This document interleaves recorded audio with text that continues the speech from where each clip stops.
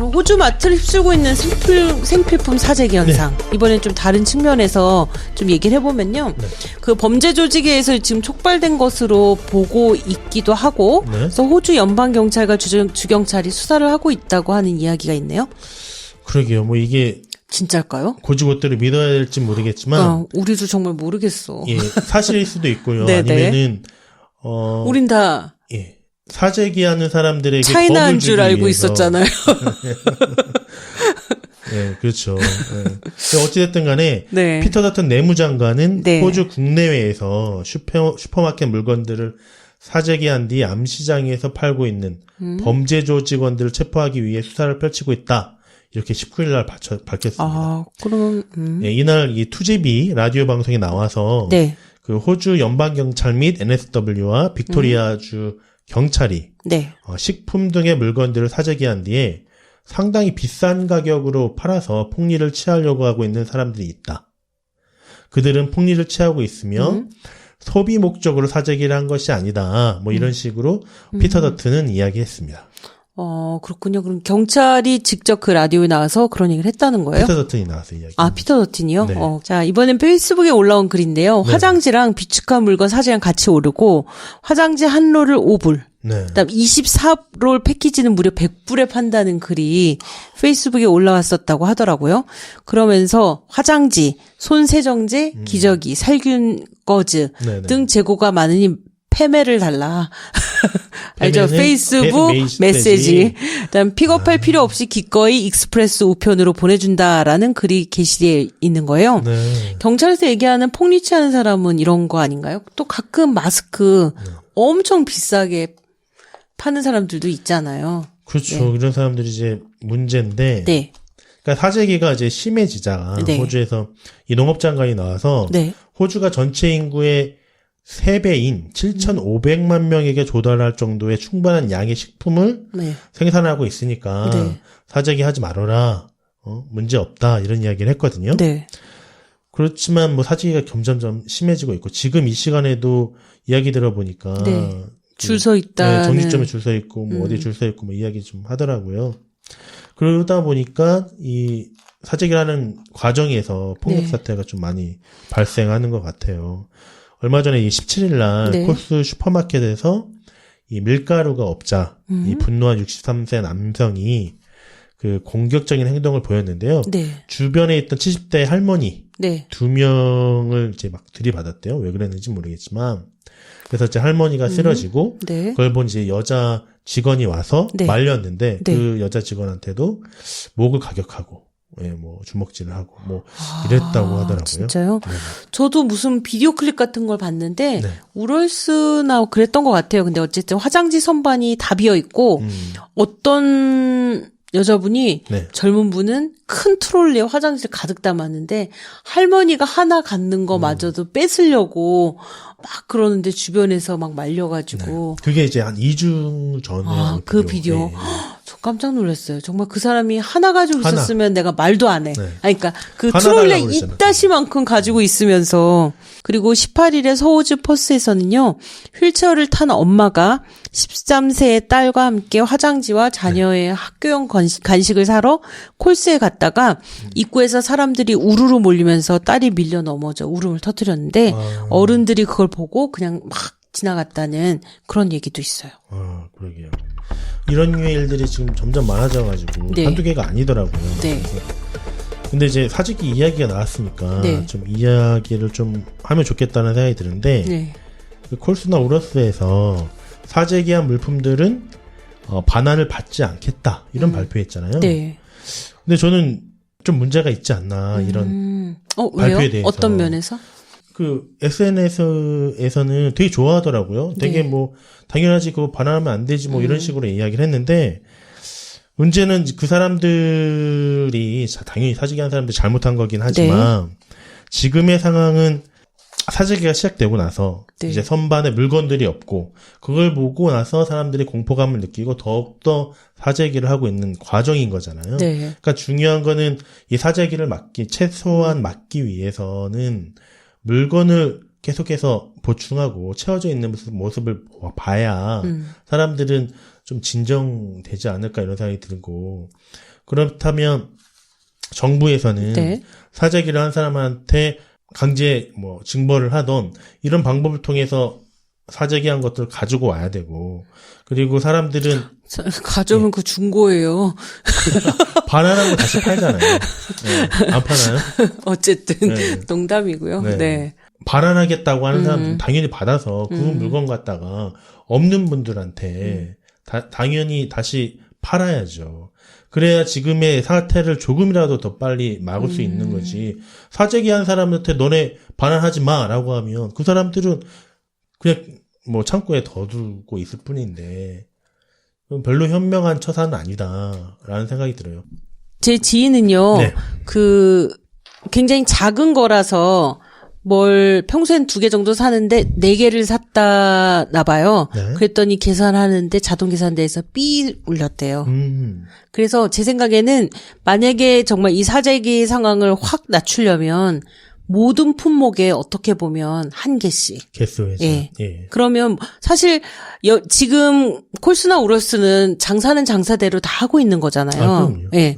그렇게 그런 점을 지적하신 거고 그런 의미에서 잘 팔리는 거는 그러니까 많이 남아 있는 거는 많이 사라. 어떻게 보면 그럴 수도 네네. 있거든요. 네, 수량 네. 조절은 당연히 예. 해야 되는 부분이 예. 있고, 언감생심 프로에서도 네. 이야기했지만 286배에 달하는 평소보다 더 많이 주문한 네. 지역도 있잖아요. 똥 많이 싸는 지역. 네.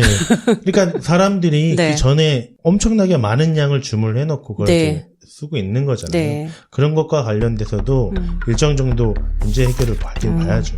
네. 자, 그리고 또 19일 날 호주 정부가 국외 네. 거주자에 대한 입국 금지 조치를 내렸잖아요. 네. 그 얘기는 뭐냐면 18일 날 호주인들은 또 출국 금지를 내렸고요. 이게 해외에서 호주로 들어오는 호주인이랑 직계가족 영주권자는 들어올 수 있지만 나머지는 전혀 못 들어오는 뭐 이런 조치를 취했는데요. 네. 그걸 가지고 이제 호주는 완전히 뭐 네, 네, 국경 폐쇄라고 얘기를 할 수가 있겠는데요. 네네. 이 PD님도 그렇게 보시죠? 그렇죠. 그렇게 봐야죠. 그 스콧 모리슨 총리는 네. 호주에서 확인된 코로나19 네. 확진자의 80%가 해외에서 코로나19에 감염된 네. 사람이거나 네. 해외에서 온 사람들과 직접 접촉됐을 네. 때 생겼다. 뭐 이런 네. 얘기하면서 코로나의 확산을 막기 위해서는 네. 코로나 바이러스의 해외 유입을 막는 게 가장 중요하다. 뭐 이렇게 이야기를 했어요. 그래서 뭐 사실상 국경 폐쇄를 했죠. 네. 그리고 뭐 칸타스 항공은 이제 그 발표가 있자마자 네. 5월 말까지 모든 국제선 운항을 중지하겠다. 네. 뭐 이렇게 발표를 했고요. 네. 근데 지금 국경 폐쇄를 실제로 했다는 게 만약에 꼭 가야 하는 사람도 꼭 들어와야 되는 사람도 실제적으로는 비행기가 안 뜨니까 못 올 수밖에 없고 못 갈 수밖에 없고 그러지 않나라는 생각이 그런 들더라고요. 거죠. 예. 이 호주에 있는 네. 그 돌아가야 되는 한국 분들도 네. 비행기 때문에 돌아가지 못하고 있었잖아요. 물론 네. 한동안은 경유해서 돌아갈 수 있었음에도 불구하고 네. 경유했을 때 네. 상황이 어떻게 발생할지 모르니까 돌아가지 못하고 호주에 네. 머물고 있다가 비자가 연장되기도 하고 처음에는 뭐 2주 연장돼 있고 막 이랬는데 지금은 네. 뭐 2달 3달 이렇게 연장 또 해준다 그러더라고. 자, 호주인 안에서는 입국이 가능하다고는 하지만 이런 네. 식으로 이제 문을 닫으면 결국은 호주로 돌아올 수 있는 호주인은 없어요. 그죠? 거의 힘들다고 봐야죠. 네. 예. 게다가 당장 돌아와라 그러던 그렇게 스콧 모리슨이 굉장히 강력하게 네. 얘기를 했었잖아요. 그러니까 그게 이제 16일 날 네. 저녁 정도에 이야기한 것 같아요. 네.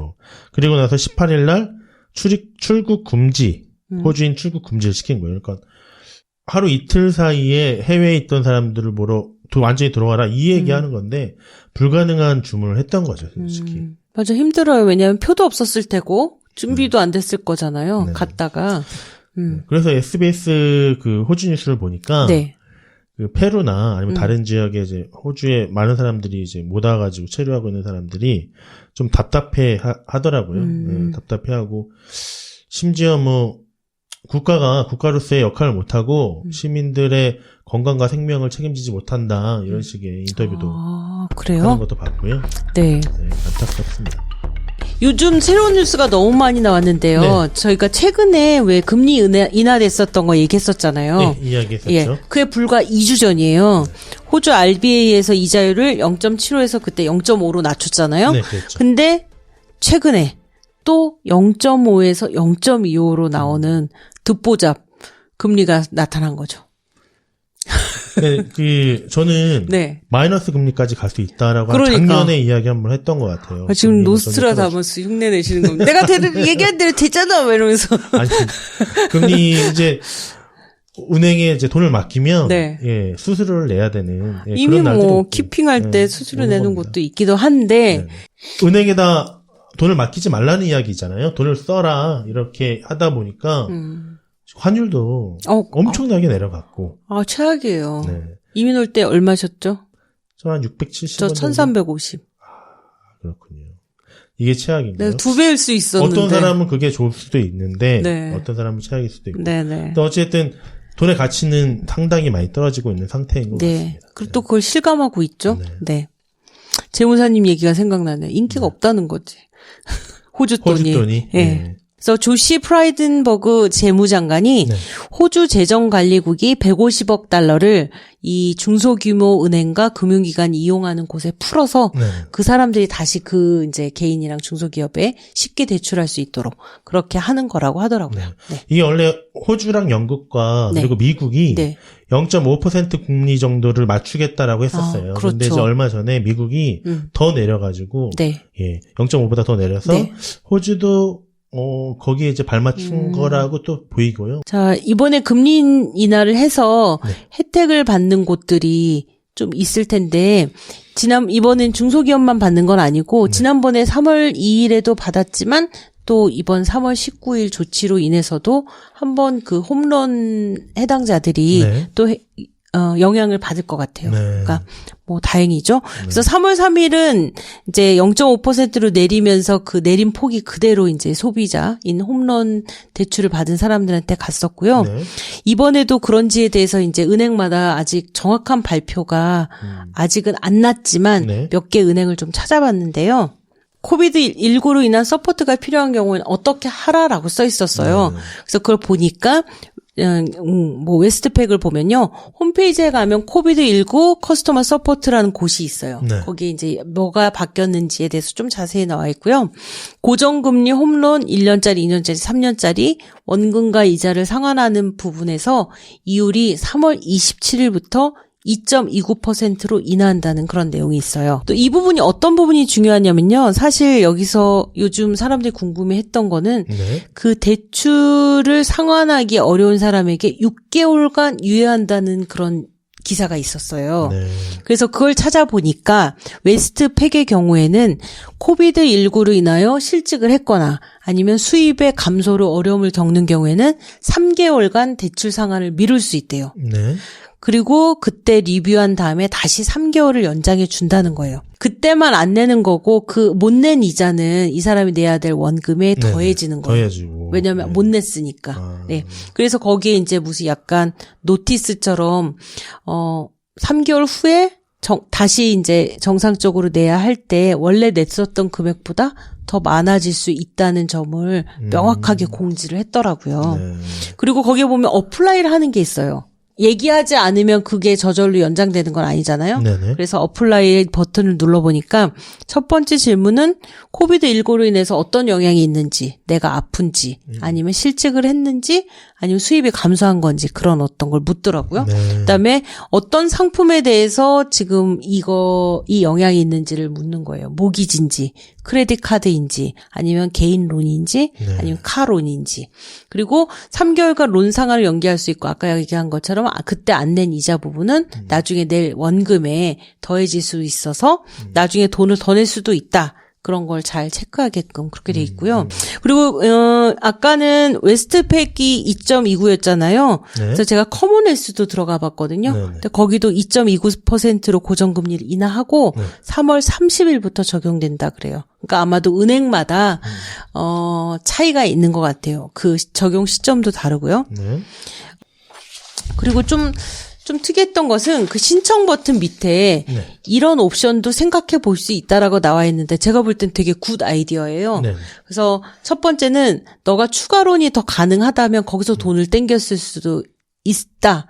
그러니까 돈을 갚을 돈이 없으니까 너가 지금 론에서 좀 더 론을 더 내줄 수가 있는지를 파악해서 되면 그 돈에서 빼서 써라. 그다음 두 번째는 그러니까 론을 더 해주겠다라는 이야기인 그렇죠. 거죠. 만약에 그게 가능하다면, 그다음 원금과 이자를 갚는 게 아니라 이자만 갚아라 그 기간 동안. 그다음 세 번째는 최소 대출금 상환 금액을 좀 내릴 수 있는지.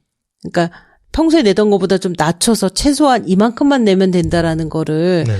정해서 그렇게 할 수 있다면 그런 방법도 생각해보자. 이런 식으로 좀 더 구체적인 게 나와 있어서 네. 어떻게 보면 어려움이 있는 분들이 신청을 하면 도움이 될 거다라는 생각이 들더라고요. 자, 그러면 이 PD님 오늘도 고생 많으셨고요. 네. 조만간에 봬요.